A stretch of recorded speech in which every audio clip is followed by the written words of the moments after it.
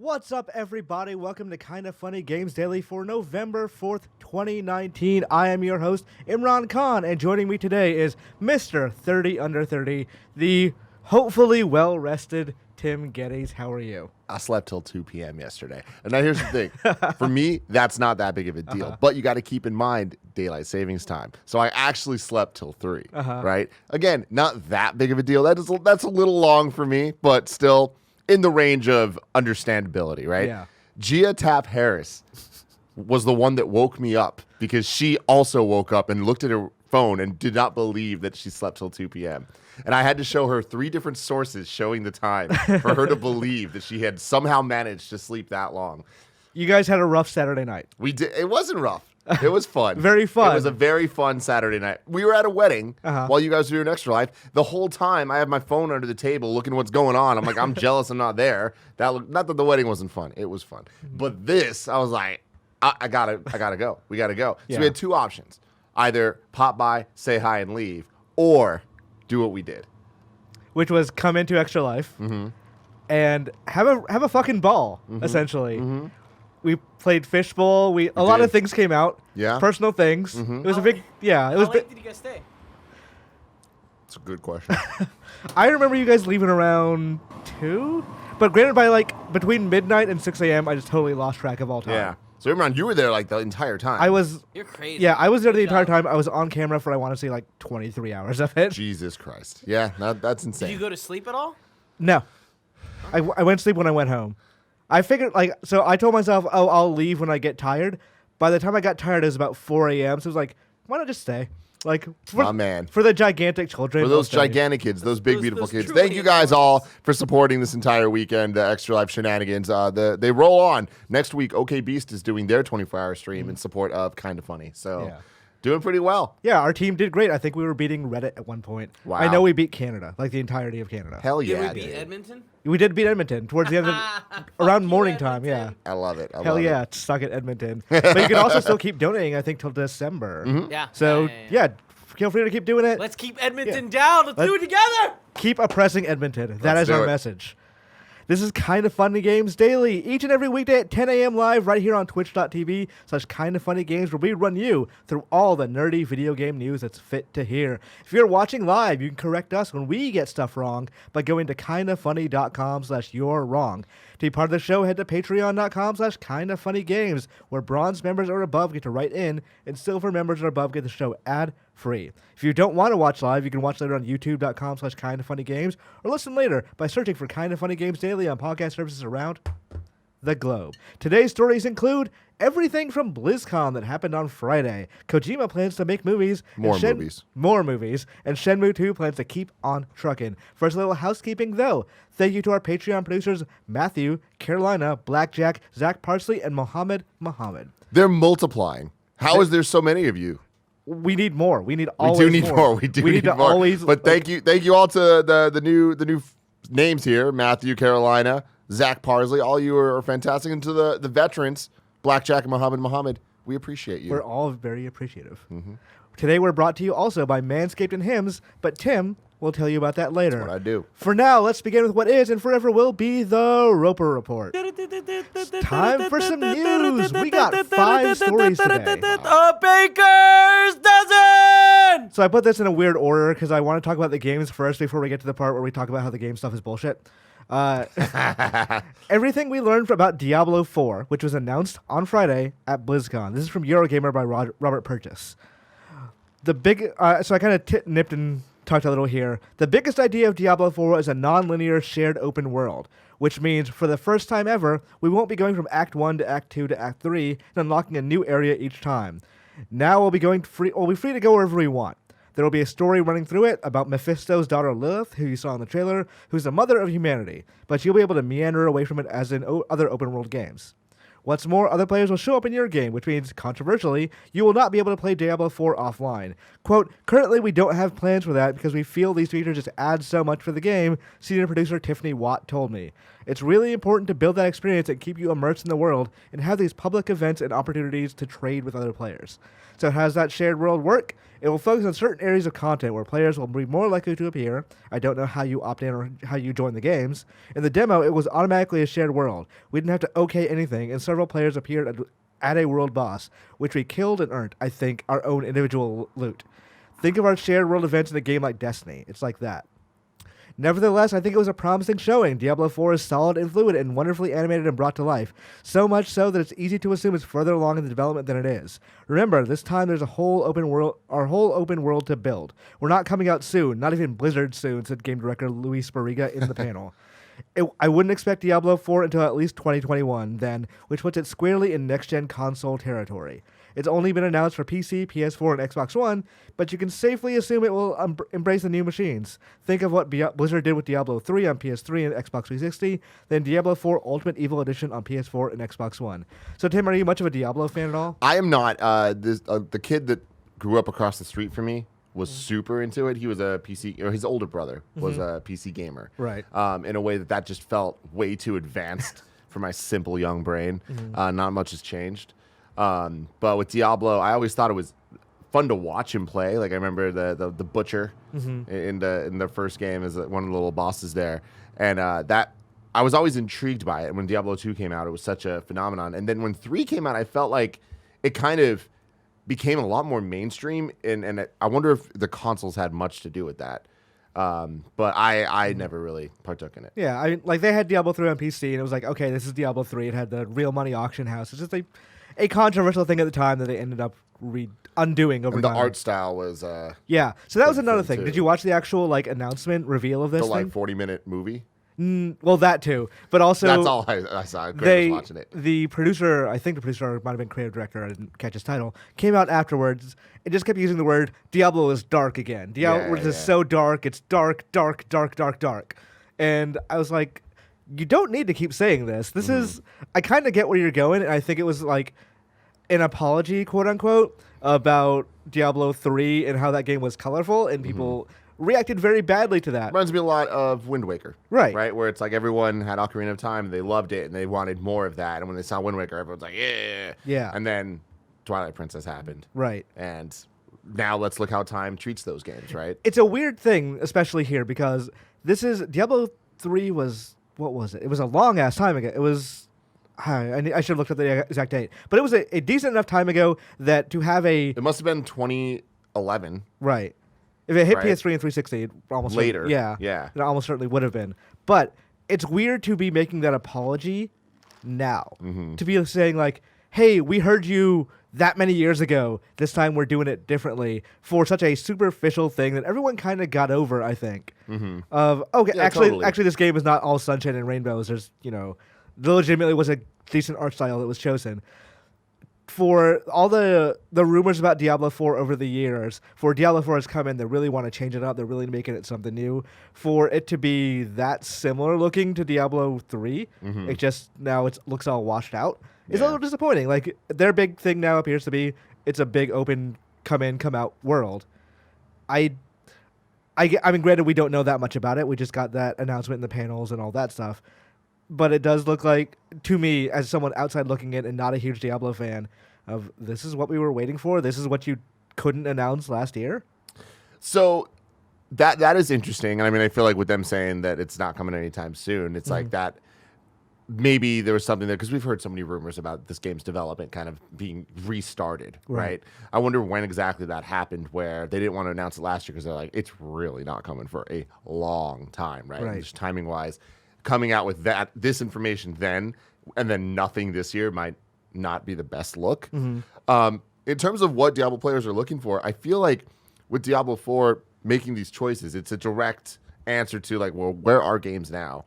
And I feel like the online only stuff is very scary in those words. Yeah. But in terms of what this game actually is and plays like, I feel like that might be a good call. I might be wrong about that, but like I feel like this is like the Diablo fan base are connected. Right. So This seems like it would be a good call to be like, you know what? We're making the decision to make sure that this is the best possible experience for the people that are actually going to play the game the way that it's being designed. In that vein, they did not announce a Switch version of this game. Famously, last year, they were like, okay, Diablo 3 on Switch is a huge, big thing. We're going to spend a non-significant time over it. Like, that was their make good for Diablo Immortal last year was, hey, we got this game on Switch now.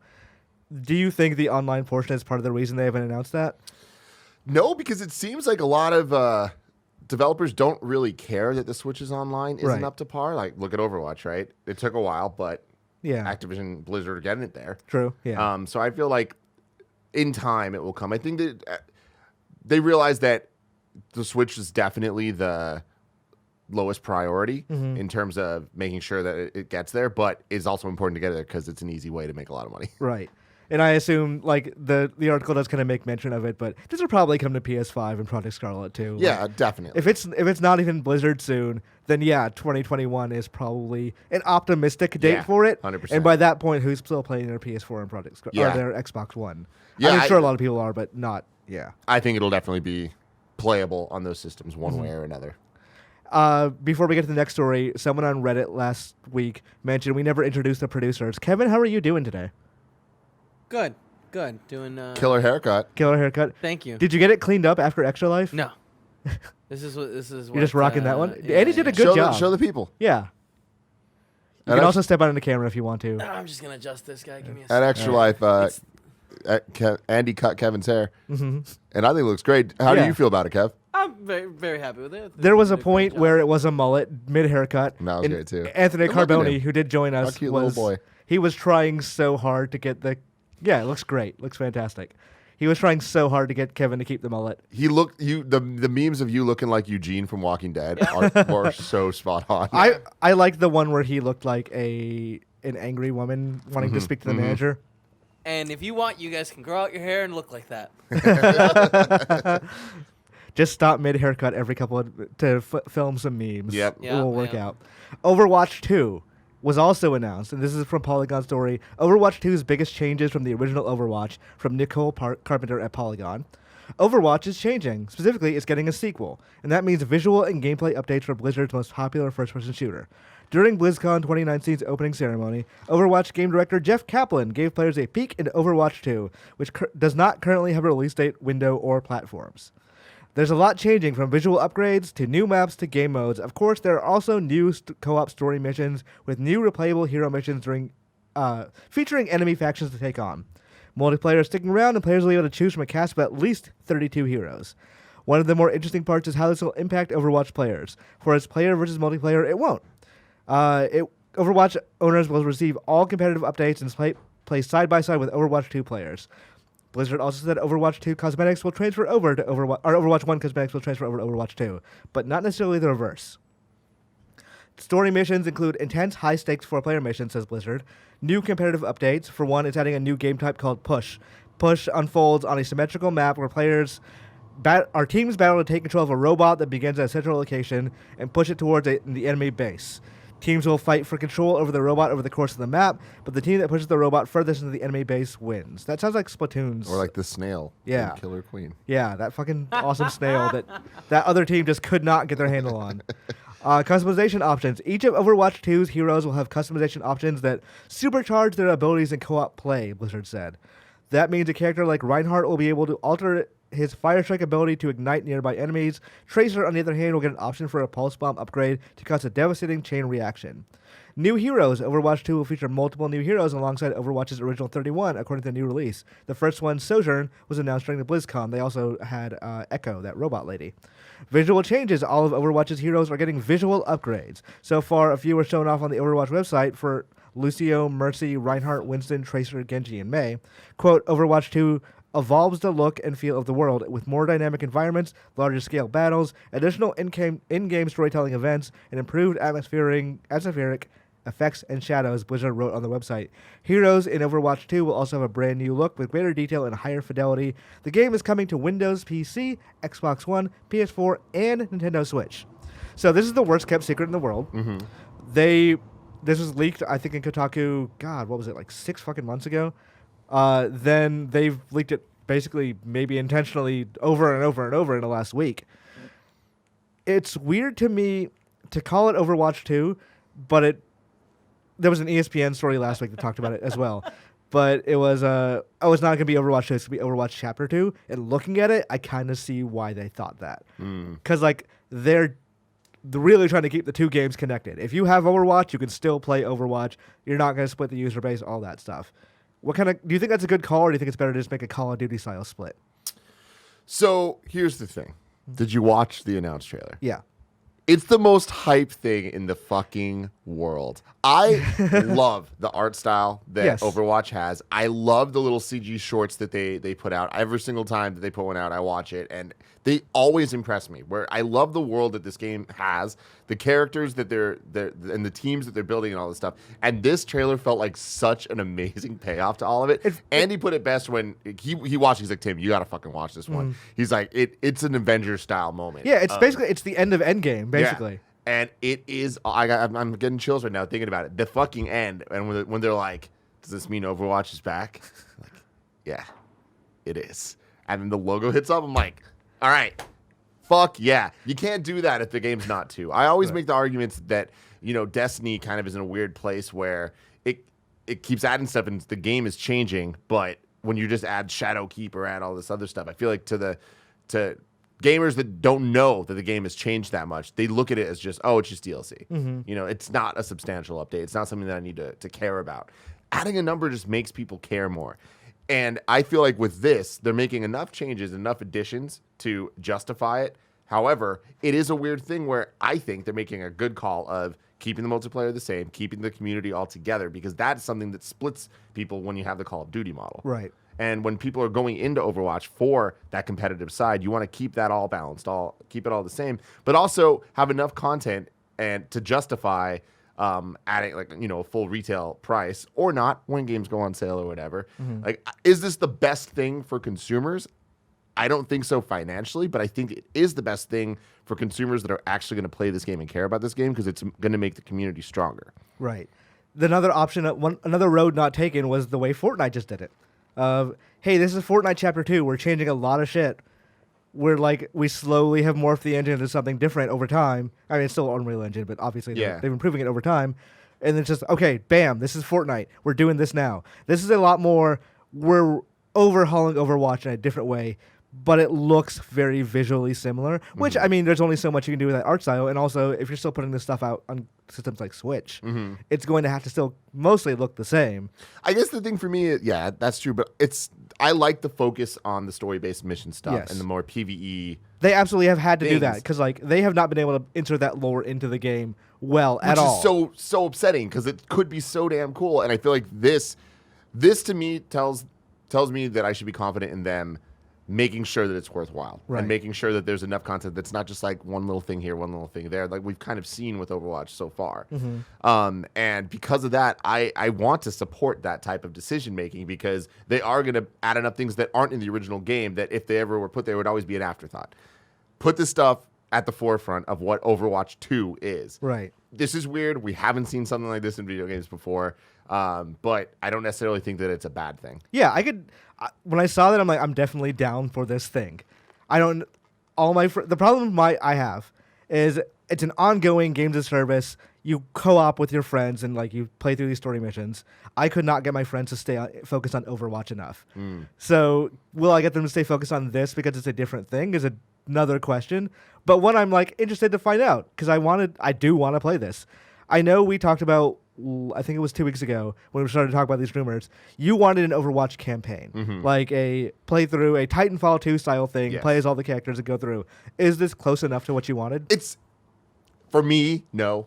I want the campaign. I want even more of a focus on these characters and learning, kind of like the game teaching you how to play. Because I'm gonna be real, I'm not good at Overwatch at all. I have fun playing it though, and I feel like that's where a campaign could really come in and make me better, but also give me tastes of all the different heroes and their styles because they are so well designed. All of them are so cool and so fun to play when you pop in. And I think that this is a step towards that, but this is still the more we're seeing a focus on the multiplayer co-op type missions.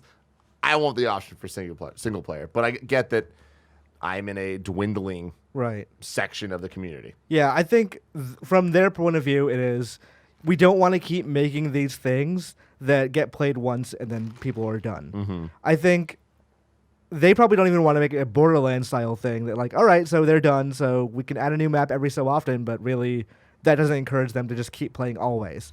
So it does look like a Left 4 Dead style thing. Mm-hmm.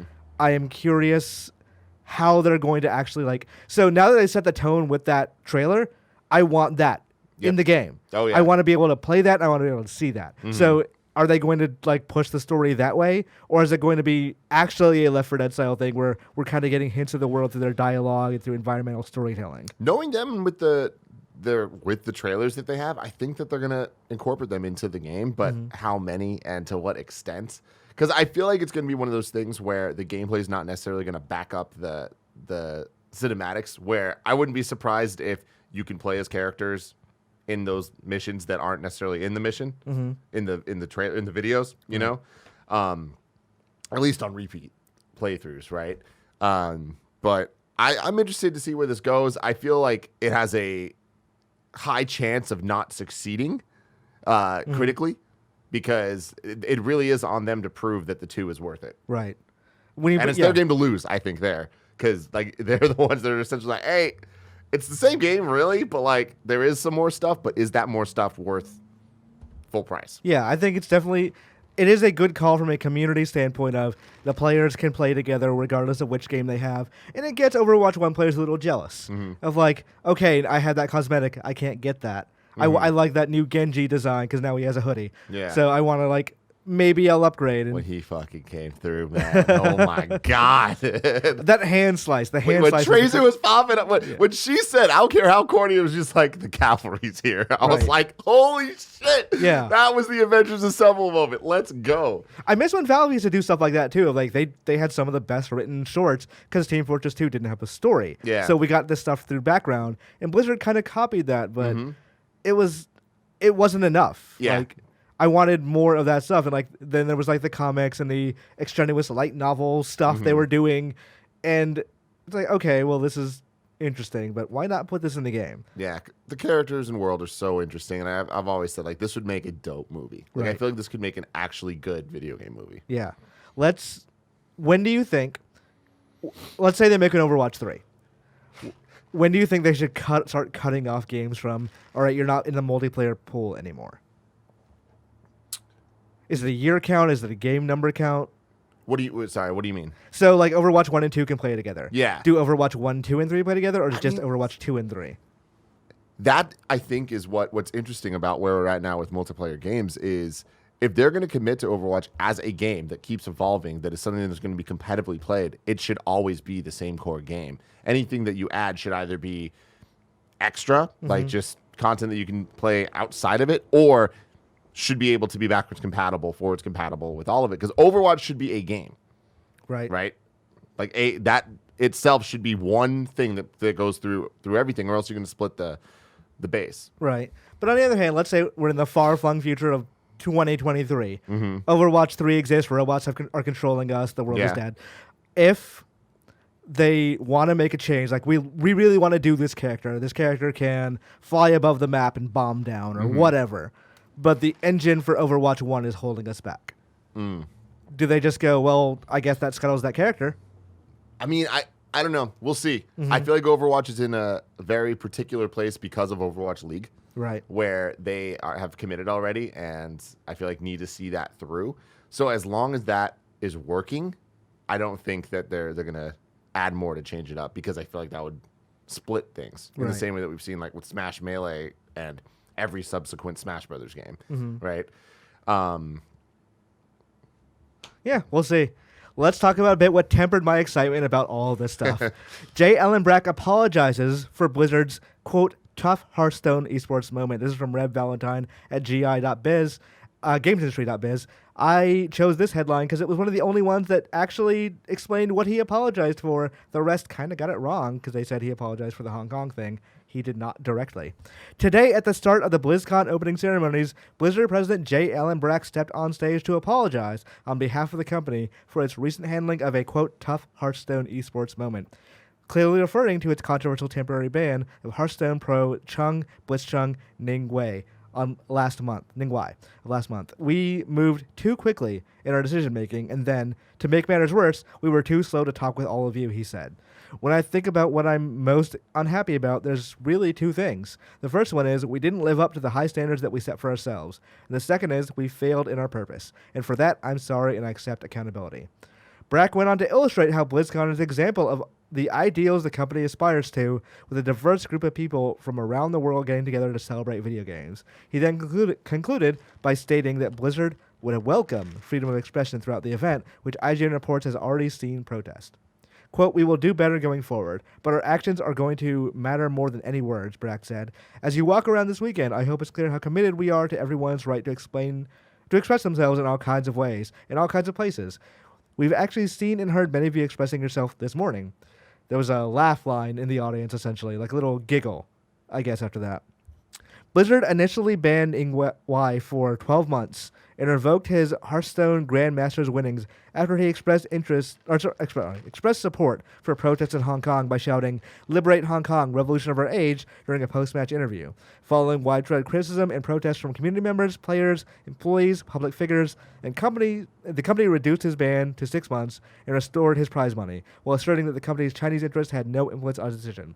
So, including some other people interviewed Brack a little bit.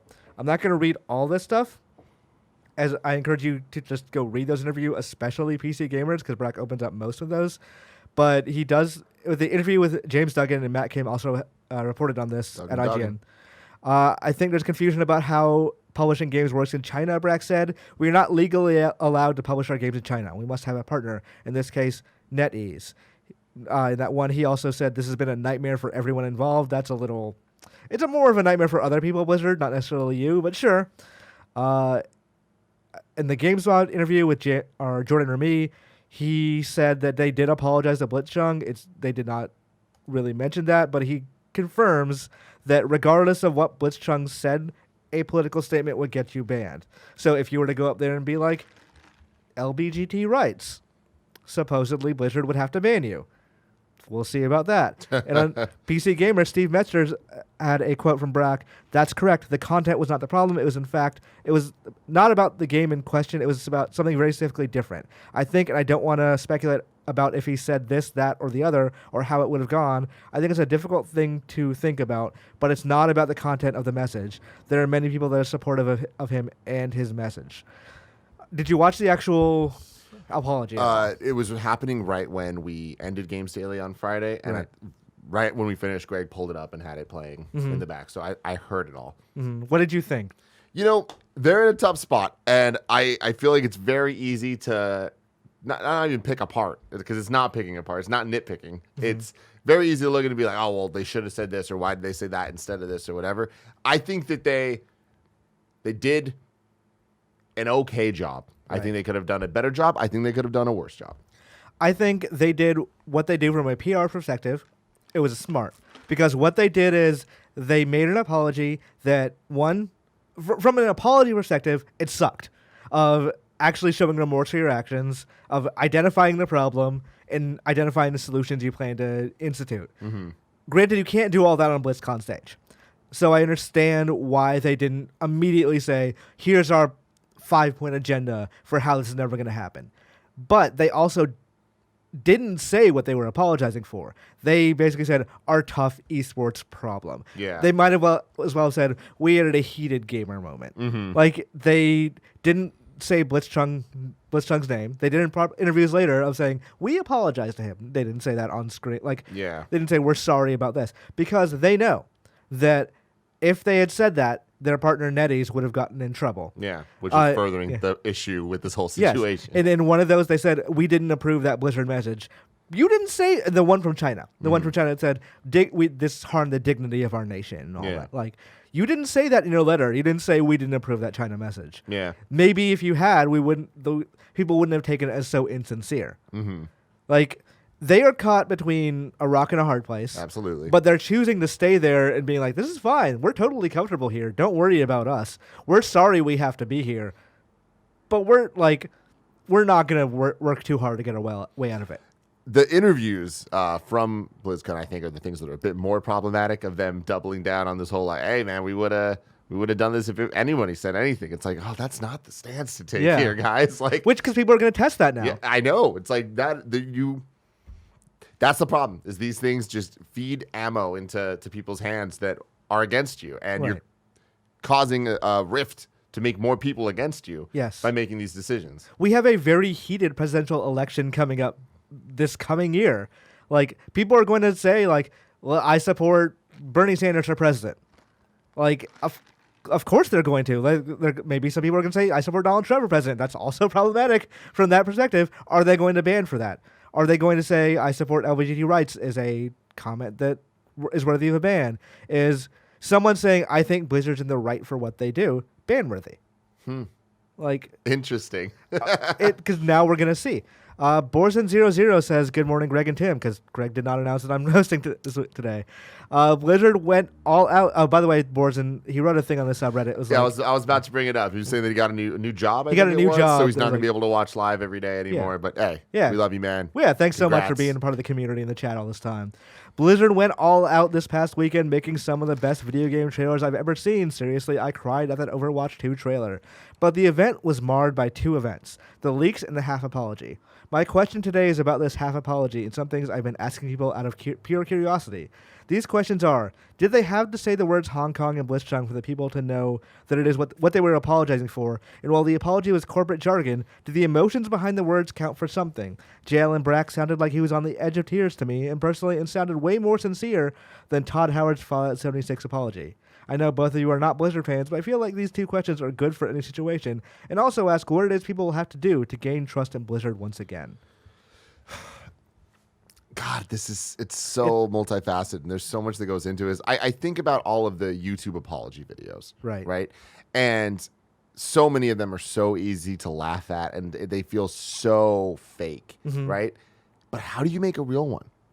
You know, how when something bad happens, how do you apologize and appease people? Because that's what you're doing it for. Right. You're trying to tell people your side of a story and have them understand and sympathize with you. We've all been there in different ways. I feel like it's kind of funny. I've been there multiple times with different situations of having to apologize or explain myself. Right. And it's hard, and you don't ever win everyone over, and I don't think that that's necessarily the goal either, but it gets difficult, especially when I feel like there's a societal drive to like point and laugh and tear things down so easily, and like be ready to make fun of the way that they're looking, or like, oh, he looked like he was on the verge of tears. Like, how fake is that? Like, you could read through. I'm not saying Borzen's saying that. I'm saying I've seen other people say that. It's like the same speech said by the same person can be read by different people so many different ways, depending on what their agenda is going into it, right? Yeah. It's so fucking difficult, especially on that stage, especially on that level where when are the most people happy? And I don't know where that line is. It's clearly not here. Right. They clearly needed to go a little bit farther than this, but it helps that he looks like a sincere person. He does not look like a corporate package CEO. Like, if he was out there wearing a suit and tie, had like his haircut and all that stuff, he looks like a guy who would be running Blizzard, who runs a studio for gamers. But at the same time, like, the actual content of his speech, the more I thought about it, the more pissed off I get. It was absolutely not. He says, Burton mentioned, should he have said the words Hong Kong and Blizchung? Is it important that he said that? Yes, because it does show you are not afraid of the consequences of your remorse. That you are able to say these things because you know you messed up, and you plan to make good on it. The fact that he couldn't actually articulate what they were sorry for, to me, he knows. I'm sure he absolutely knows the exact reasons that they messed up. But it's, if you can't say that out loud on a stage and not be afraid of, oh, but how does this hurt our bottom line? Then you are still worrying about that bottom line first and foremost. I mean, if anything, the speech here just backed up their statement. Right. And I feel like whether or not we agree with it, I think that was their goal, and I think that they accomplished that. I think their goal is now when because I got this on Twitter as well when I started complaining about it. Now when anyone calls them out on it, of like, hey, why didn't you undo the bans on the commentators? Why didn't you, all this stuff? Like, why haven't you actually made good on this? Why is it still going on? Why was the BlizzCon apology the only thing you've really said about it? Yeah. People are going to be like, hey, they apologized. Like, Yeah. if they've talked about it, it's done. Why are you still talking about it yourself? Yeah. You seem like someone who's very hung up on one issue. And again, I bring up the 8chan AMA thing with THQ Nordic, because if you're still talking about it 6 months later, people are like, hey, this is a long time ago. Why do you still keep... Like, they're still trying to do other things. Everyone else has moved on. Why haven't you? This gets them to that... Like, this gets their foot in that door. Mm-hmm. And I think that's the goal of this from a PR perspective, from a corporate crisis perspective, is to get people to go, you know what? Maybe I'm not happy about what they've done, but at least they've acknowledged it. At least they're not trying to... at least they don't think we're idiots. Yeah. And then they started with that. Then they went to Diablo 4. Then they went to Overwatch 2. And that's why I packaged this for race the way I did. Because I was still like, I don't know that I can like these games after... Because they're still doing the same bullshit. But other people are like, holy shit, Overwatch 2. Holy shit, Diablo 4. It's kind of what I assumed that was going to happen is, what have you done for me lately? And have you announced 2 cool games? Yeah. It's complicated because what do we want them to do? Not announce the games at their event? That's silly, Right. And it's like, yes, they definitely structured this in a way to minimize blowback, but I can't blame them for that. Yeah. I just wish that their apology was a bit stronger. Again, I don't think they could have said or done anything that would make us go, oh shit, they did it. But it could have been better than this. But again, like I said earlier, it could have been worse. They did the right thing, but not the right thing. Yes. Yeah. Yes. I was surprised that there were only protests outside. There weren't that many people like in the audience or anything like that protesting. So I wonder if it was just a issue of the most hardcore want to go in and see that keynote, Mm-hmm. and everyone else who didn't, like they're still angry at Blizzard, were fine with staying outside. I mean, I think that there's also a big gap of like who plays games and who cares about politics. And where's that Venn diagram crossover, right? Mm-hmm. Like, I'm sure there's a ton of people that don't give a crap, don't understand any of this. Whether or not it's about human rights, they don't care. Right. They just want to play their games. There's a lot of people like that, you know? Speaking of separating games and politics, in the future, Hideo Kojima says his studio will make films. That's a joke about Dan Reichert. This is from Kotaku by Brian Ashcraft. For a guy who says that 70% of his body is made of movies, this seems like it's been a long time coming. In a 26-minute BBC documentary on the making of Death Stranding, Hideo Kojima reveals this inevitability. In the future, Kojima Productions will start making films, Kojima said. I hadn't seen the second part of this quote, and this is baffling to me. If a person can do one thing well, then they should be able to do anything well. I assume that's mistranslated. I assume that you're wrong with that assumption. Kojima did not clarify when the studio will start making films. Kotaku reached out to Kojima Productions but did not hear prior to publication. I think within the next 3 to 4 years, everything will start moving to streaming, games, movies, and TV shows. We're pretty much there with TV shows and movies. When that happens, Kojima continues, movies, TV shows, and games will be competing in the same space. Kojima is interested in the type of entertainment that will inevitably arise from this competition. Considering how long the cutscenes in Kojima games have been and how much he loves movies, it might seem odd that he hasn't made a motion picture already. It is 100%. I was wondering when he would do this. Here's the thing for me.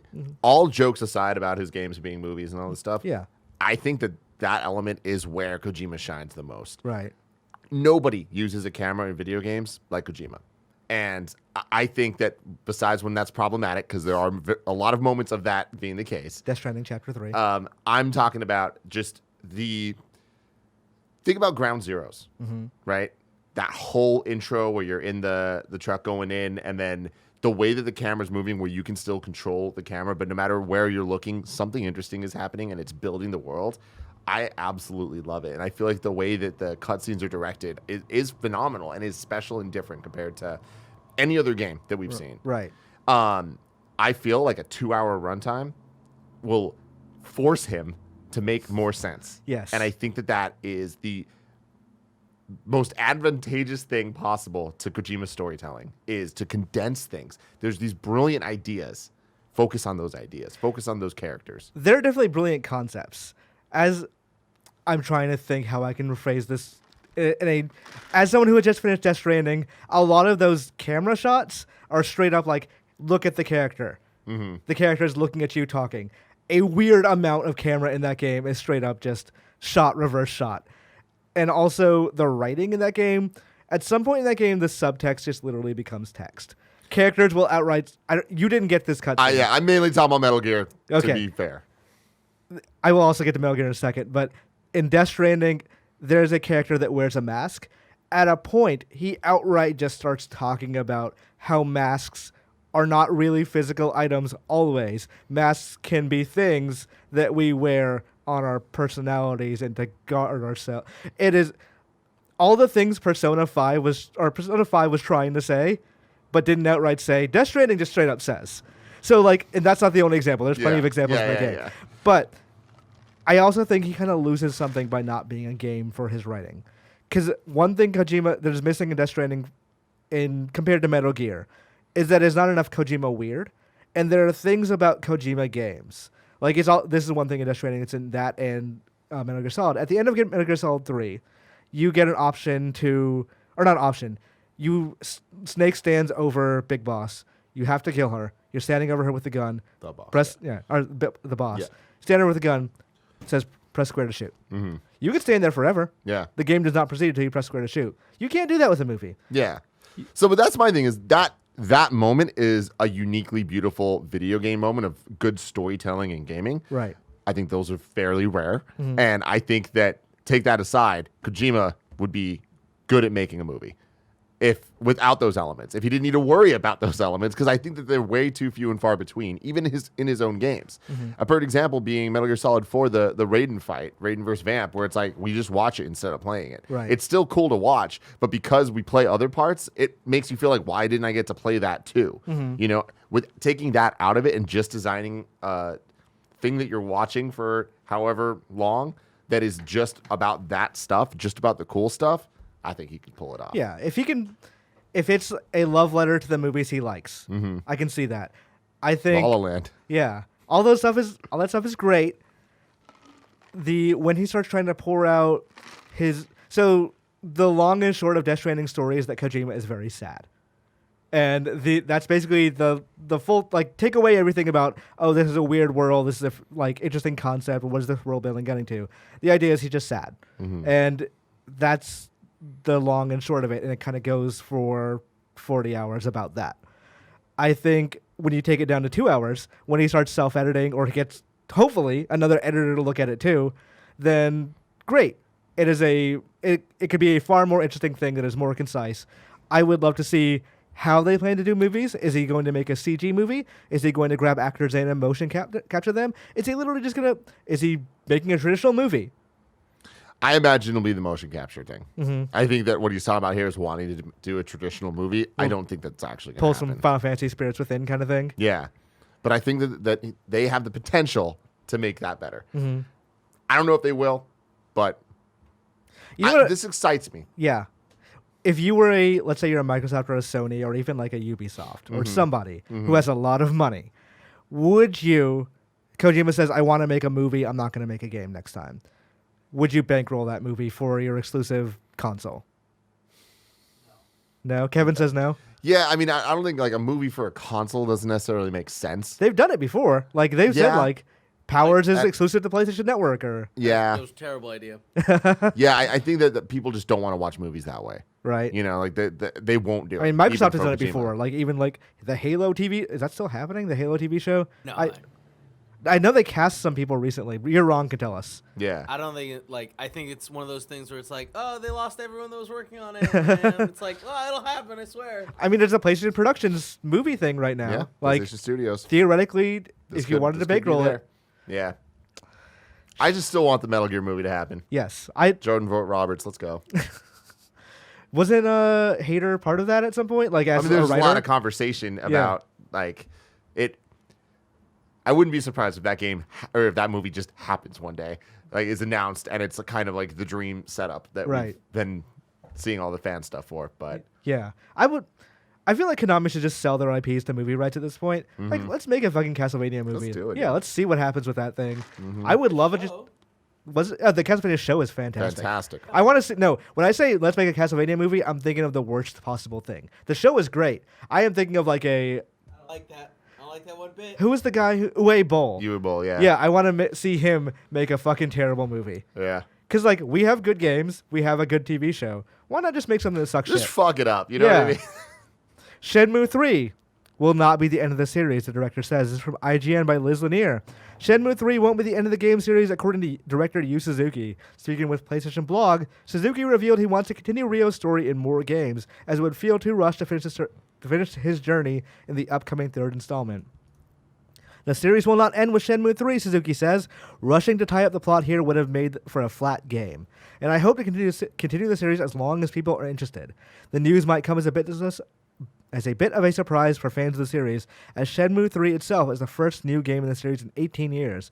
As if that were not a long enough delay for Shenmue fans, the planned release of the game in August was delayed later in the month of November. So they've said this before. I think around E3 he mentioned, we're only about 40% through the story. I think this is a insane thing to say before the release of this game. Mm-hmm. I know he needs to, because when that game ends and it's not you killing Londi, like there's people are gonna be like, okay, what the fuck? Why is this not over? We've waited so long to finish this. Do you think he should just be like, I don't care if it's flat. We need to just get this thing done? I don't know. I mean, he's speaking to the fans, right? Like, who gives a shit about this besides the people that are excited for 3 and excited for 4 and 5 and 6 and whatever it is, right? We'll see how 3 does. I'm not expecting it to do great, but is it going to do well enough? Is it going to do enough to make more? Right. I don't know. I mean, like, there's a pent-up amount of frustration and desire for Shenmue 3 when that Kickstarter was announced. That it ended up raising $6 million, or kindoffunny.com/you're-wrong can tell us the exact number. But it ended up raising so much money because people really wanted, okay, we've been waiting since the cliffhanger ending of Shenmue 2. Please tell us what happens, what's next, how does Ryo end this journey? And for him to go like, okay, here's what's next. Now, wait for Shenmue 4, kickstarter.com/Shenmue 4. Like, like, is he going to be able to raise $6 million and then find another publishing deal and all that jazz? Or is it going to be, hey, Sega, can you just bankroll this from the get-go? I imagine that will be the goal. Or like 505 Games or Deep Silver or whoever. Whoever, yeah. Like, that would be ideal for him. It's just, can you just give us like $50 million to get this done? Mm-hmm. And I question whether or not that's possible, because why not end it with 3? Like, that seems like such a silly move. From a writer's perspective, I can understand why he's not doing that. Because, like, he in his head, I think he said 9 parts to Shenmue, or however much. He wanted a lot. Great. Shenmue 2 was supposed to be it was supposed to be just the beginning of the story kind of thing. Like, it didn't work out that way. It did not work out that way. But he wants more to this. If he's saying 40% now at Shenmue 3, then we're looking, around 8-9 parts of that game. Not a fucking chance in hell. No, there's no way. Even very successful game series that have sold millions and millions of copies and are owned as first-party IPs do not get to 9 parts to tell a story. No way. So few games have had 9 parts. Right. Especially when they are sequels of a narrative. Like, I don't think there's an example of that. Yeah, most of the ones I can think of are anthology series. Yeah. Like, there are some that are, like, kind of loosely connected or whatever, but, like, no, 9 parts is very difficult. And they're very, like, you have to make new assets because no one's going to want to play Shenmue 4 that's the same environment from Shenmue 2. They will, though. The Shenmue fans will. Yeah. Whether everyone else was a totally different No one question. else is playing Shenmue 3 either, so it doesn't matter. I'm interested to see the sales of that game. Yeah. Because, like, there are backstarters, but also there was that Epic Games Store thing where, like, a lot of people were pissed off, and, like, who knows who is showing up for Shenmue 3 is my question. It's a Shenmue fan base for sure. Yeah. But beyond that, who is the audience? And will they show up for Shenmue 4 for the same amount of money or whatever? It's another question. But Shenmue 4, Tim, is so far away. If I wanted to know what's coming up to the mom and grop shops today, where would I look? The official list of upcoming software across each and every platform as listed by the Kind of Funny Games Daily Show host each and every weekday. Yeah. Before you get to that, Oh. let me tell you about our sponsors, ladies and gentlemen. Out today, Hexagon is out on PC. It Will Find You is out on PC. Mars Power Industries is out on PC and Mac. And I Will Eat You is out on PC. We saw, apparently, Witta and them looked at that last week. It's about a bear that will eat you. The bear will eat you. You get to be the bear. To be the bear, you got to beat the bear. I like that It Will Find You and I Will Eat You are both out today. They're a little late for Halloween. Just a couple days. Yeah. You know what I mean? I'm just saying, name a more iconic couple. Yeah. Yeah. Eh? Let's do it. New dates. Reborn as Samurai Awakens, a July 2017 announced first-person shooting and combat game from Pixel Gear developer Geronimo Interactive, will launch for PlayStation VR on November 5th for $14.99. Deal of the day. Tom Clancy's Ghost Recon Breakpoint for PS4 is $40, $39.99 on Amazon and Best Buy today. Our reader mail this today was almost entirely about BlizzCon. I read Borzen's, so I think we're good on that. Squad up. Brian Parker wants you to squad up with him and wants other kind of funny best friends to squad up with him on Xbox, PS4, and PC because he wants to play Call of Duty. His Xbox tag is Discrete Mayhem, but his Activision ID is Discrete Mayhem, 2 words, DISCRETE, space, Mayhem, MAYHEM, # 1455938. The Mayhem # and number are all one word. Since Modern Warfare is cross-platform, I am looking for any members of the KFGD community to squad up for some co-op and multiplayer. So if you want some squad up, and go up there and play some Call of Duty with Mayhem. Let's check kindafunny.com/you're wrong, where people have told us what we've gone wrong through the show. Diablo 3 came out in May 15th, 2012. Okay, 2012. So yeah, 7 years feels like a long time to keep apologizing for that color stuff. Overwatch 2 will just turn into Overwatch 1 will just turn into Overwatch 2 at some point. So that's what it'll say on the Blizzard launcher. Does that mean that if you buy, or if you already own Overwatch 1, you just own Overwatch 2? I assume that can't be true. I'm curious how they do that. Halo TV series. I like that. That's cool. Halo TV series still alive as of August, coming apparently 2021. It's not. No, we'll see. Gio Corsi announced today on Twitter he's left PlayStation. Yeah, crazy, man. Yeah, I saw that this morning. I didn't know that there was enough information to really have a story about it. That seems like a Greg thing where he's going to freak out about what's going on at Sony. Did he already leave? No. Oh, I'm thinking someone else. Yeah, there's been a lot. There's been a lot of people who've left. Corsi was the build the list guy. I actually credit him for bringing Yakuza, making it popular in America, honestly. Yeah, no, for reals. We have his jersey somewhere. Oh, did we have that PlayStation jersey? Yeah. That thing is tight. Like Yeah. that thing's actually super cool looking. It's Yeah, it's framed. We we have a never big put the frame. frame up. Dan Rollis 22 says, wouldn't Kingdom Hearts count as a franchise that has 9 parts of counting? It would. It would. There's a lot of spin-offs, so I'm not sure. I still count them though. I mean, like that's. Oh, fuck that. Nobody should count Kingdom. I mean, it's like we But- start getting into like God of War stuff of do we count the PSP games? We would. God of War PSP games are all canon. Right? They are. Right? Yeah, no, It's not like I would Acid count and that. Metal Gear. I'd count God of War as that works, but so does Kingdom Hearts. They're all canon too. Yeah. But Kingdom Hearts sucks. No, Kevin, no. I was It thinking does. today that the way I will know this is a bad year for video games is if I'm making my top 10 list and Kingdom Hearts 2 is above 10. I think it'll be 10. But if it's Kingdom above, Hearts 3. Or Kingdom Hearts 3, yeah. Gotcha, sorry. gotcha. Is Acid canon? Yeah. Acid is canon, yeah. So Oh. the snake at the end of our Acid is possibly a Solid Snake clone. That's the way they're hinting I it. never played it. Acid's not canon. Yes. it's not. So by canon, it can't, Acid is not canon. It can fit in the story, but it's not a thing Kojima necessarily. Like if you asked him to make a canon Alright, list so of, that's not how It's canon yeah, works. it's not because It's Peace either- Walker and Portable Ops are. right. Yeah. Yeah, I didn't like Acid. I thought Acid 1 was fine. I bought Acid 2 just because I love Metal Gear Solid 3 so much. Mm-hmm. All I ever did with that game was watch the Metal Gear Solid 3 cutscenes in 3D. Oh yeah, Because like they had that like Yeah. solid eye viewer. Uh-huh. I was like, oh shit, this is so cool. And I don't think I ever played the game. Like I own it. I never picked it up. Acid is not canon. You're wrong. Says okay. So There you go. it could connect. It is not. Ground Zeroes basically said Acid I'm was not saying canon. it could. It's Yeah. not. It's out. There's that thing of like in Ground Zeroes when you look at certain games and Miller says, don't pay attention to that one.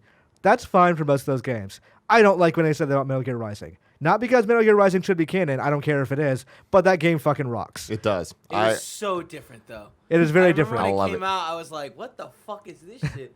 Hack and slash?" Yeah, And it that took game kicks forever to so come much. out, ass. too. What's the other one? The survival or Metal Gear Metal Survive. Gear Survive. survive? Actually, who decides canon now? Canon would be decided by Konami. So Great. theoretically, Metal Gear Survive is completely canon. No, but it's not.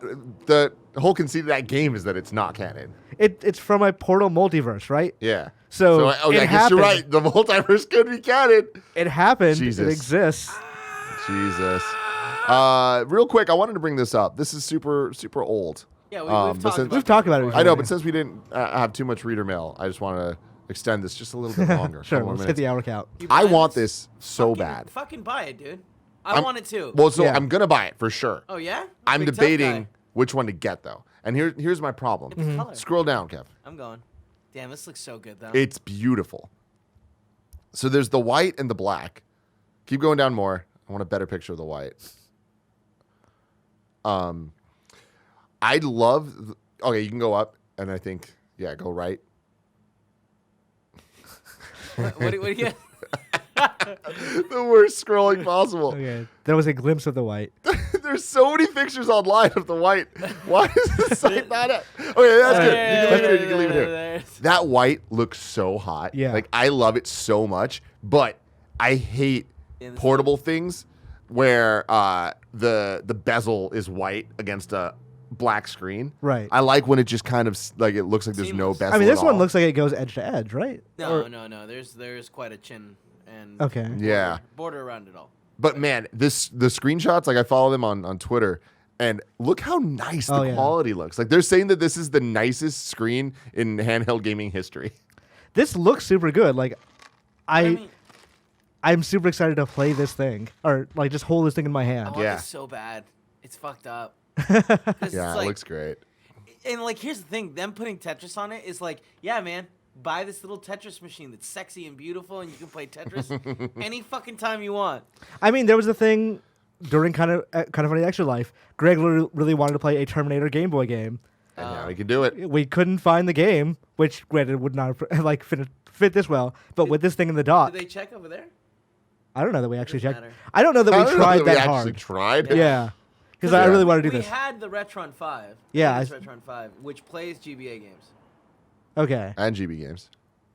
and GB games. Yeah. So Which this would have made it more Terminator 2 convenient. was GB. But so my thing with the black one Also, is like, we could have just figured out a way to find it. You know what I mean? But what's up? my thing with the black one is look at that with the cart in. Uh-huh. All the Game Boy games have different colors occasionally. Yeah. But for the most part, they're got kind of gray whitish cart. I think that looks bad.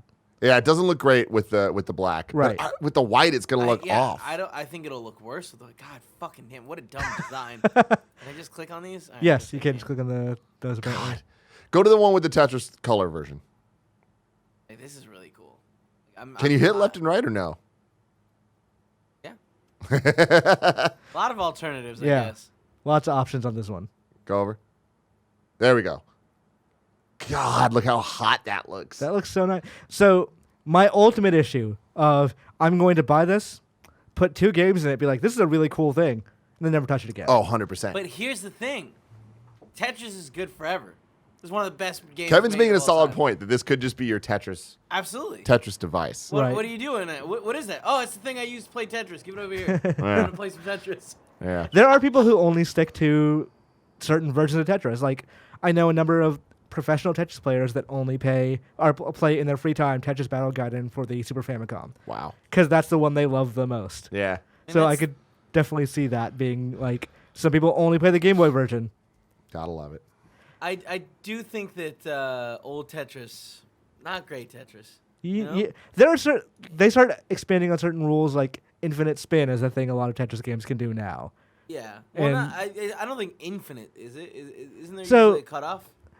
I think the way it works now is there's a cutoff for infinite spin. There was a point where you could infinite spin forever on older versions, like ones that came out last generation. Then Tetris Company changed the rules again. Yeah, because that seems like a huge mistake. Like that, you could look at the next 5 drops and be like, all right, well, these are where I'm going to put these in infinite spin it till, right? Yeah.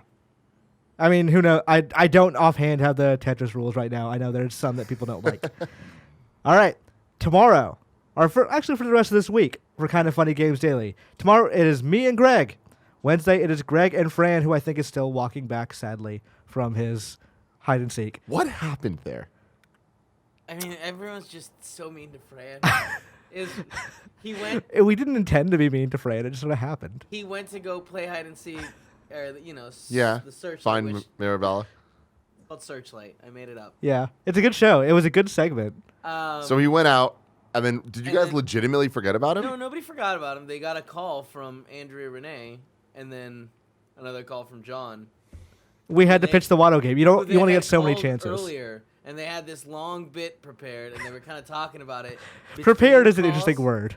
but like in the sense that Got it. like, oh, we're gonna pitch something to John, Yes. and Anthony Carboni was phenomenal.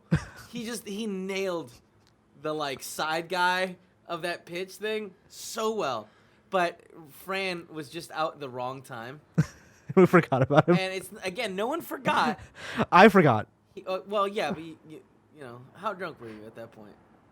I think that So, was- so okay, he was out there, but my question is, like, did he come back? yeah, Yeah. he was out there for like 10 We minutes. found him. Oh, It's just we okay, found him during okay. the John Drake Yeah, phone we, call. We found him during the John Drake phone call. Greg just like found it like 2 seconds. Was like, he's right there. Yeah. Okay. Good. So like Fran, come back in. So it wasn't like a fun game of like finding Fran. It was like, all right, Gotcha, oh yeah, gotcha, Fran's right here. All Gotcha. right. Gotcha. I felt because watching the clip of sad Fran walking back, I was like, oh man, did we like hurt his feelings? Because like I love fucking with Fran. I don't want to hurt his feelings. Right. You know what I mean? I wouldn't be shocked if we hurt his feelings. That seemed really like. So to be fair, Fran also would not put his hair on the line for donations. His hair on the line. So he did no. say he would shave his eyebrows, but not his hair. Oh my god. Which apparently eyebrows can just not grow back if Yeah. they get plucked. So now I regret actually putting my thing on the line, but I only put it But on the it line. sounds like that's if they get waxed. Then you Yeah. have some huge problems. You But could. like normally you're fine. Sure. Hopefully. We Just would like- leave. We would leave stubble. Yeah. You know. God. All right. God, who's on Wednesday? I'm so happy that people didn't walk out of here without eyebrows. I'm so happy. It's not a thing I'm going to repeat for next year. Wednesday it is Well, Greg we'll and see Fran. If enough money gets there, right? We'll see. Thursday is me and Greg again. Friday it is you and Greg. And Gamescast this week it is me, Greg, Fran, and you, Sir Tim Geddes hosting. Exciting time. All right. This has been Kind of Funny Games Daily for November 4th, Monday, 2019. Tim, thank you for coming. Thank you all for watching.